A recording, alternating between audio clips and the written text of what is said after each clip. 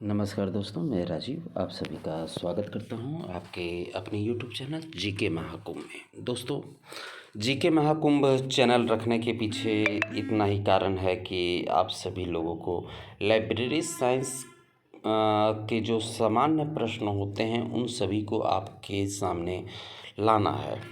तो इसमें provisional year question paper और जो है टेस्ट वगैरह जो है सब कुछ आपको यहाँ पे मिलेगा और साथ ही साथ रोज़गार समाचार भी आपको यहाँ पे देखने को मिलते हैं पूरे भारतवर्ष में जहाँ से भी आते हैं। तो चलिए देखते हैं आज के 50 महत्वपूर्ण प्रश्नों को। जैसा कि आप लोगों ने थंबनेल में देखा ही, तो इसके पहले समथिंग जो है 25 वीडियो जो है अपलोड वन लाइनर की जा चुकी है, ऑब्जेक्टिव की भी है।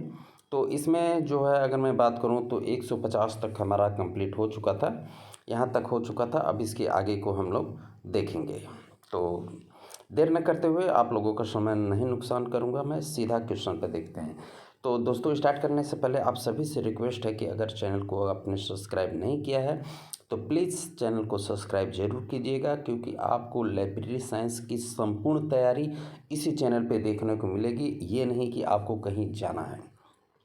साथ ही साथ एम्प्लॉयमेंट न्यूज़ भी आपको देखने का मिलेगा, इंटरव्यू फेस वगैरह सारी चीज़ें आपको यहाँ पे सब चीज़ मिलेगी। तो चलिए स्टार्ट करते हैं आज के 50 महत्वपूर्ण वन लाइनर क्वेश्चन आंसर को।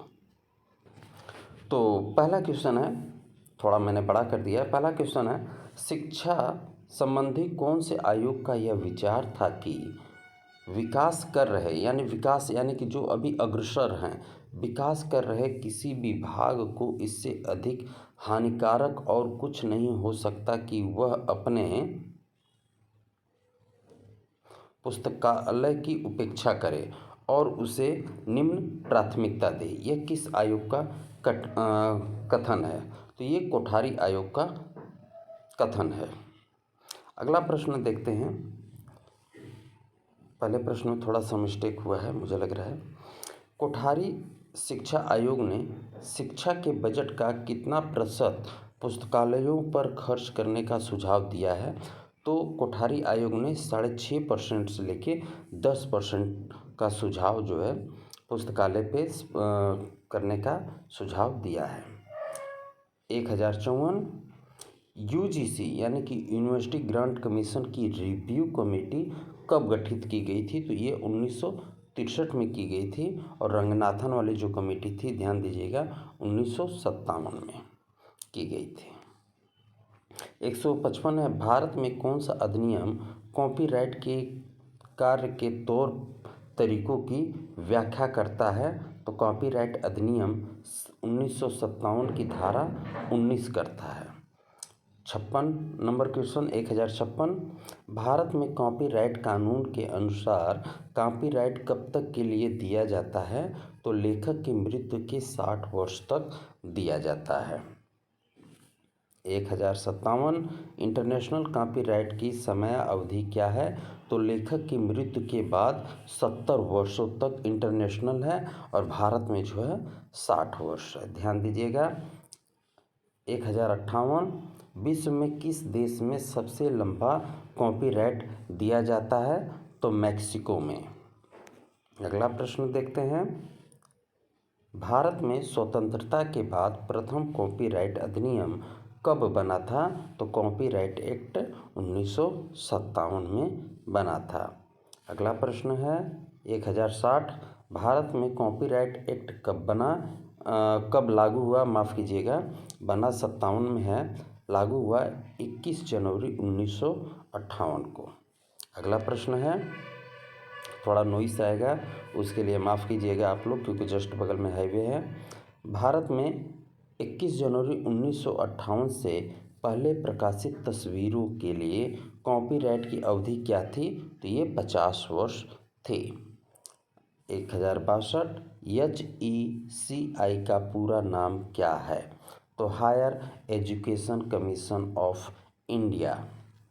अगला प्रश्न है, higher education commission of India की स्थापना कब हुई थी? तो 2018 में की गई थी। अगला प्रश्न है, higher education commission of India को वित्तीय शक्ति कौन प्रदान करता है? तो मानव संसाधन विकास मंत्रालय यानी कि MHRD करता है।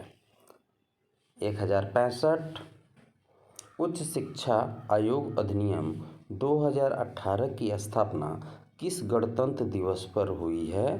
तो 68वें गणतंत्र दिवस पे हुई है। 1066 बौद्धिक संपदा का क्या अर्थ होता है? तो मस्तिष्क की रचनाएं। 1067 बौद्धिक संपदा के अधिकार के नियम की मान्यता कौन प्रदान करता है? कॉपीराइट। 1068 वीपो intellectual property handbook policy law and use कब प्रकाशित हुआ? 2004 में। बहुत ही इम्पोर्टेंट क्वेश्चन है दोस्तों, आप देखेंगे पूरे सीरीज को तो बहुत ही अच्छा लगेगा आपको। 1069 क्वेश्चन, वीपो का पूरा नाम क्या है?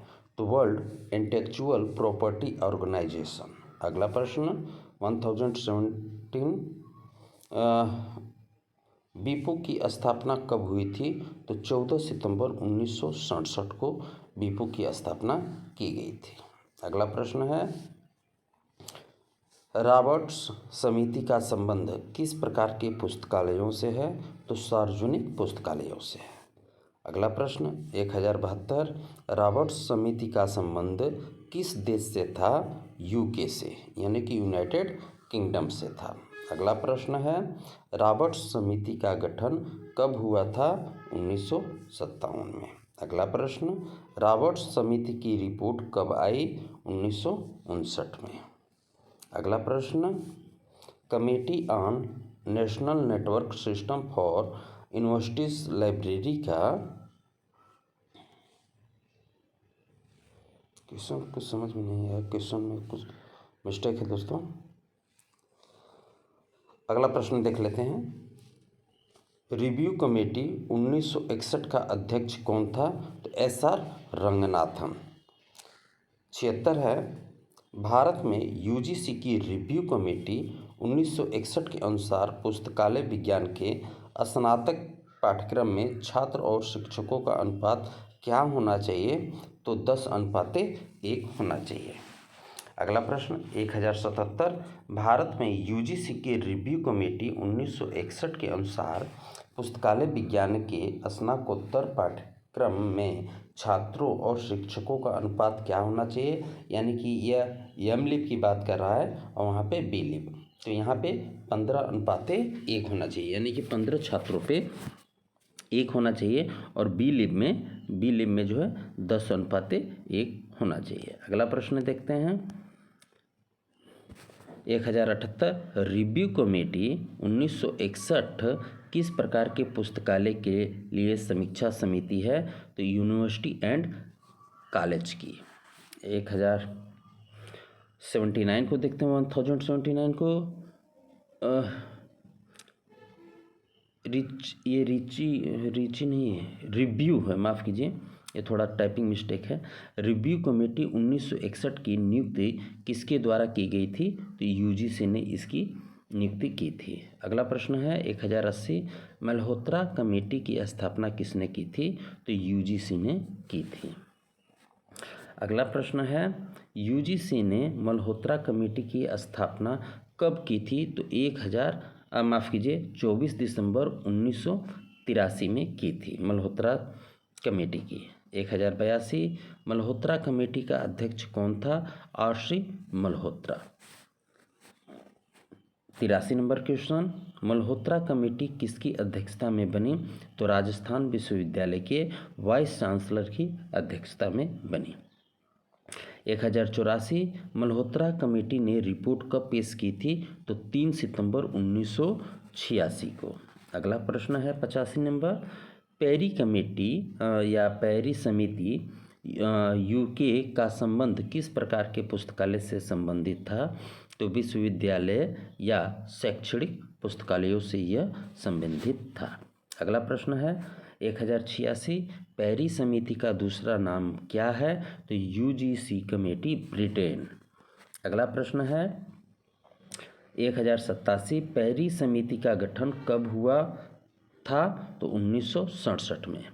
1088 पेरिस समिति का अध्यक्ष कौन था? Thomas Perry. अगला प्रश्न, विश्वविद्यालय अनुदान समिति यूके के अनुसार किसी विश्वविद्यालय की कार्य क्षमता तथा प्रकृति किस आधार पर मापी जाती है? तो पुस्तकालय के रखरखाव के आधार पर मापी जाती है। 1090 मैककॉल्विन समिति का संबंध किस देश से है? तो यूनाइटेड किंगडम से है, या यूके ही कह लीजिए। 1091 मैककॉल्विन समिति की स्थापना कब हुई थी? तो 1941 में की गई थी। 1092 मैककॉल्विन समिति का अध्यक्ष कौन था? LR मैककॉल्विन। अगला प्रश्न, 1093 मैककॉल्विन समिति ने अपनी रिपोर्ट कब प्रस्तुत की थी? तो 1942 में। 1094 किस समिति ने अनुमोदन किया कि इंपीरियल पुस्तकालय का नाम कॉपीराइट पुस्तकालय किया जाना चाहिए? तो रिची समिति ने। अगला प्रश्न, 1095 रिची समिति की स्थापना कब हुई थी? तो 1926 में।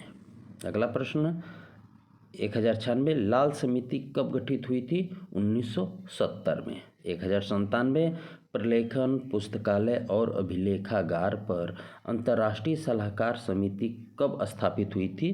तो 1967 में। 1098 लाल कमेटी का अध्यक्ष कौन था? तो AB लाल।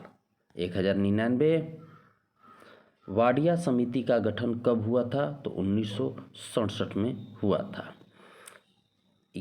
माफ़ कीजिए, 1100 वाडिया समिति का संबंध किससे था? तो पुस्तकालय प्रशिक्षण में नवीन तकनीकी से था। दोस्तों, हमारे प्रश्न 50 कंप्लीट हुए। इसमें जो है 2 प्रश्न जो है, 2 नहीं, 1 प्रश्न जो है रॉन्ग है, उसे मैं ठीक कर लूँगा। तो ख्याल रखिए अपना, और चैनल को ज़रूर सब्सक्राइब कर लीजिएगा। अगर कर रखा है तो बहुत बहुत धन्यवाद आप सभी का, और बेल घंटी को भी दबाइएगा ताकि मैं जो भी वीडियो डालूँ आप तक नोटिफिकेशन पहुंच पाए। ख्याल रखिए, धन्यवाद।